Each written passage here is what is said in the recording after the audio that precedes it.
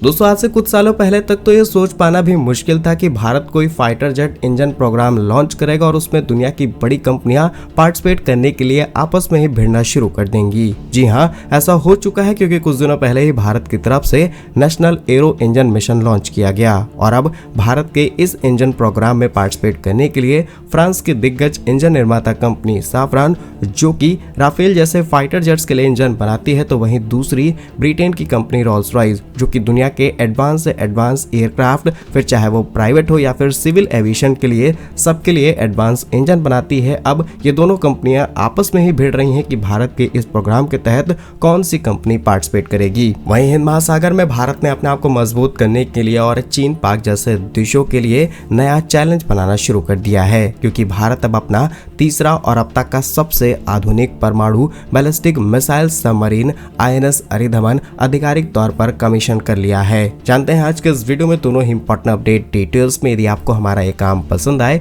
Video को like, channel को subscribe जरूर कीजिएगा, क्योंकि आपका एक छोटा सा काम आप तक ये जरूरी और सही खबरें लाने में हमारी बड़ी मदद करता है। तो भारत ने रक्षा क्षेत्र में अब तक का सबसे बड़ा दांव खेल दिया है। करीब 61,000 करोड़ रुपए का national arrow engine mission launch हो चुका है। लक्ष्य है कि करीब 120 किलो न्यूटन का एक ऐसा पावरफुल इंजन बनाना जो हमारे भविष्य में 5th generation fighter jet engine और एमका प्रोग्राम की जान बनेगा। इस मिशन की सबसे बड़ी बात यह है कि भारत ने सीधे तौर पर दुनिया की दो सबसे बड़ी कंपनियां, फ्रांस की साफरान और ब्रिटेन की रोल्स रॉयस को आमने सामने खड़ा कर दिया है। इसे आप डिफेंस बैटल ऑफ सेंचुरी कह सकते हैं। आखिर भारत ने ऐसा क्यों किया? कैसे 61 यानी कि 61,000 करोड़ रुपए का यह आई उन कंपनियों की डिलीवरी करने पर मजबूर कर रहा है? जानते हैं आज के इस वीडियो में इन सारे सवालों के सटीक जवाब। सबसे पहले नंबर्स को समझते हैं। इस मिशन का बजट 61,000 करोड़ रुपए है। यह सिर्फ इंजन खरीदने के लिए नहीं, बल्कि ये एक ज्वाइंट वेंचर के जरिए टेक्नोलॉजी ट्रांसफर और भारत में प्रोडक्शन। इसके अलावा तीसरा इंपॉर्टेंट चीज है कि यहाँ पर IP राइट्स शेयर किए जाएंगे। इन फ्यूचर भारत इस इंजन को किसी भी तरीके से कस्टमाइज कर सकता है। भारत के रिसर्च इंस्टीट्यूशन इसे किसी छोटे ड्रोन, लो जनरेशन के fighter jet, even more generation के फाइटर जेट में इजीली इंटीग्रेट करने की ताकत अपने हाथ में लेकर के चलेंगे। Second is engine thrust. 120 kilo Newton का वह पावर है जो कि एमका को सुपर क्रूज मोड पर उड़ा सकती है। भारत ने यह पैरेलल डेवलपमेंट का रास्ता चुना है। एक तरफ साफरान के साथ ज्वाइंट वेंचर पर बात चल रही है, तो वहीं दूसरी तरफ रोल्स रॉयस के साथ भी पैरेलल स्टडीज भारत ने करनी शुरू कर दी है। अब जहां पर भारत को ज्यादा एडवांटेजेस मिलेंगे, भारत उस प्रोजेक्ट में जुड़ेगा और मे भी हो सकता है कि दोनों कंपनियां ही दोनों अलग अलग प्रोजेक्ट, जैसे कि हम पैरेलली बात कर रहे हैं, उस पर काम करना शुरू कर दें। एक कंपनी 2 साल या 3 साल में इंजन बनाएगी तो दूसरी 3-4 सालों में इंजन बना सकती है। और अच्छी बात यह है कि कुछ समय बाद भारत के पास 2 अलग अलग टाइप के इतने ही पावरफुल इंजन होंगे जिन्हें हम अपनी IP राइट के हिसाब से कस्टमाइज कर सकते हैं। ये भारत के लिए किसी बड़ी उपलब्धि से कम नहीं होगा, क्योंकि जहां हम अभी एक इंजन के लिए स्ट्रगल कर रहे हैं, एक टाइम होगा कि हम 2 इंजन एक साथ लेकर के चलेंगे, बशर्ते ये कंपनियां कोई ऐसी कंडीशन न रखते जिससे भारत के पास सारे अधिकार न रहें। और लास्ट पॉइंट है टारगेट। दशकों पुराने इंपोर्टेड डिफेंस का खेल खत्म करने की भारत तैयारी कर चुका है और अमेरिका जिस तरीके से अपनी मोनोपोली दिखाता है इंजन डील्स के अंदर, आप देख चुके होंगे। इन सभी समस्याओं का समाधान भारत ने इस नए मिशन से निकाल दिया है और भारत ने इस अप्रोच को अपना करके एक मास्टर स्ट्रोक चला है। और क्यों, चलिए समझते हैं। पहला है कंपटीशन। अगर भारत सिर्फ एक कंपनी के पास जाता तो वो मनमानी की शर्तें थोपती। अब साफरान को पता है कि अगर वे टेक्नोलॉजी ट्रांसफर में देरी करते हैं तो रोल्स रॉयस खड़ा है और इनके उल्टे केस हो सकते हैं, यानी कि भारत रोल्स रॉयस से बात करता है और ये टेक्नोलॉजी ट्रांसफर करने में देरी करते हैं तो साफरान खड़ा है। दूसरा है डिलीवरी टाइमलाइन। यह 61,000 करोड़ रुपए की डील का हिस्सा है। अगर आप इस बड़े केक का हिस्सा चाहते हैं तो आपको डिलीवरी टाइम पर ही देनी होगी। आप लेट करते हैं तो आपको कुछ पेनल्टीज देनी पड़ सकती हैं। इवन आप पेनल्टीज नहीं दे पाएंगे तो आपको शायद इस डील से बाहर किया जा सकता है। And third very important is IP rights. Bharat की पहली शर्त यही है कि इंजन की IP राइट्स भारत के पास होनी चाहिए ताकि हम इसे भविष्य में अपने हिसाब से अपग्रेड कर पाए। और एमका प्रोग्राम हमारा 5th जनरेशन फाइटर जेट है। इसके लिए हमें ऐसे इंजन की ही जरूरत है जिसके अंदर ये 4 फीचर होने बहुत जरूरी हैं। पहला क्या है लो हीट सिग्नेचर, क्योंकि इंजन बहुत ज्यादा हीट जनरेट करते हैं और अगर इनके अंदर एलॉयज इस्तेमाल नहीं किए गए तो ये रडार के पकड़ में आसानी से आ जाएंगे।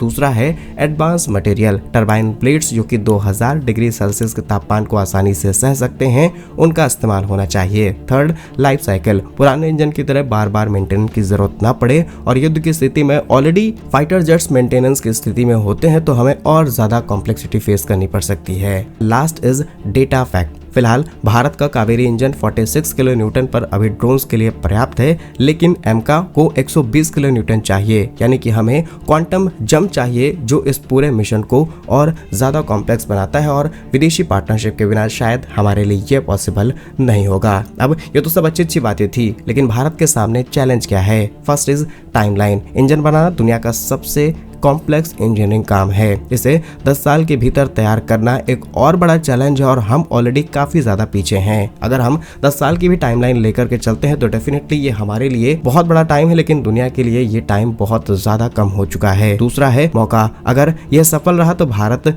इंजन मेकिंग क्लब जो कि दुनिया के 4 से 5 देशों के पास है उसका परमानेंट मेंबर बन जाएगा। स्पेशली एलिट क्लब में आप कह सकते हैं कि भारत शामिल हो जाएगा। ओवरऑल कंक्लूजन ये है कि 61,000 करोड़ रुपए का निवेश सिर्फ खर्च नहीं, यह भारत की स्ट्रेटजी ऑटोनॉमी के लिए एक बड़ा फैसला है। साफरान रोल्स रॉयस के बीच जंग अंत में भारत को ही जिताएगी। तो इस तरीके के हेल्दी कंपटीशन पर आप क्या सोचते हैं? अपनी राय कमेंट्स में जरूर लिखिएगा। नेक्स्ट इंपॉर्टेंट अपडेट, क्या हिंद महासागर में चीन और पाक को अब भारत काल की तरह दिखेगा? भारतीय नौसेना ने अपना तीसरा और अब तक का सबसे घातक परमाणु बैलिस्टिक सबमरीन INS अरिधमन को आधिकारिक तौर पर कमीशन कर दिया है। यह समुद्र के नीचे चलता फिरता किला है जो कि दुश्मन के कोई भी रडार इसे आसानी से पकड़ नहीं सकते। आज के वीडियो में सिर्फ इसकी तारीफ नहीं करेंगे बल्कि इस डेटा और तकनीक आंकड़ों के जरिए डिकोड करेंगे कि इसकी लंबाई कितनी है, इसकी ताकत कितनी है और कैसे भारत कई देशों के लिए चुनौती बन रहा है। आइए सीधे आंकड़े पर बात करते हैं कि INS अरिधमन अरिहंत क्लास का तीसरा और अपग्रेडेड वर्जन है। जी हाँ,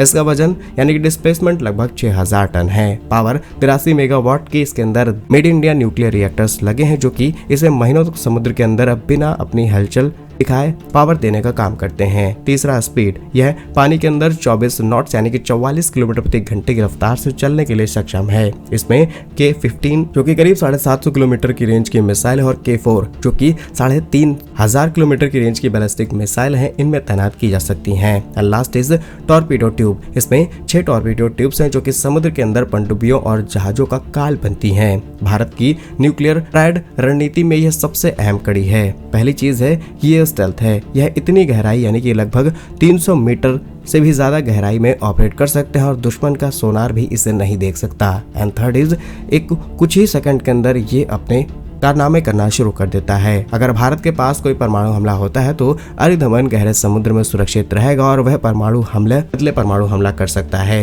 यही कारण है कि चीन पाक पास इसका कोई खास तोड़ नहीं है। अब बहुत लोग पूछेंगे कि यह पिछले मॉडल से कैसे बेहतर है। पहला अरिहंत है, यह टेक्नोलॉजी डेमोन्स्ट्रेटर था। दूसरा अरिघात, इसमें अरिहंत के मुकाबले काफी सुधार किए गए। तीसरा अरिधमन, इसमें बेहतर sophisticated sensors, advance communication suit, advance missile payload capacity and सबसे जरूरी बात कि इसके अंदर साइलेंसिंग तकनीक है, इसे और ज्यादा बेहतर बनाती है समुद्र के अंदर रहने के लिए, क्योंकि इसकी एकॉस्टिक सिग्नेचर को ना के बराबर जनरेट करता है। बाकी क्या कुछ कहना आपका भारत की इस तैयारी पर कमेंट्स में जरूर लिखिएगा। ऐसे ही और वीडियोस पाने के लिए वीडियो को लाइक, चैनल को सब्सक्राइब जरूर कीजिए। वंदे मातरम, भारत माता की जय।